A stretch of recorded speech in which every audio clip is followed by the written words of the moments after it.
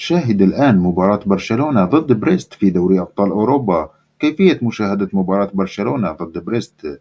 إليكم تفاصيل المباراة والقنوات الناقلة لها، حيث تقام المباراة الآن في هذا اليوم الثلاثاء 26 نوفمبر 2024، وستنطلق المباراة في تمام الساعة 11 مساء بتوقيت الدوحة والرياض وبغداد ودمشق وعمان، وعند الساعة 10 مساء بتوقيت القاهرة. وستلعب المباراة على ملعب لويس كومبانيس الأولمبي، ويمكنكم متابعة المباراة عبر قناة بي إن سبورتس اتش دي 3، كما يمكنكم متابعة التغطية المباشرة للمباراة على موقع الجزيرة نت. هذا ويدخل برشلونة المباراة بدون نجمه الشاب لامين جمال الذي يتعافى من إصابة في الكاحل، بالإضافة إلى الظهير الأيسر أليخاندرو بالدي الذي ليس جاهزا للمشاركة.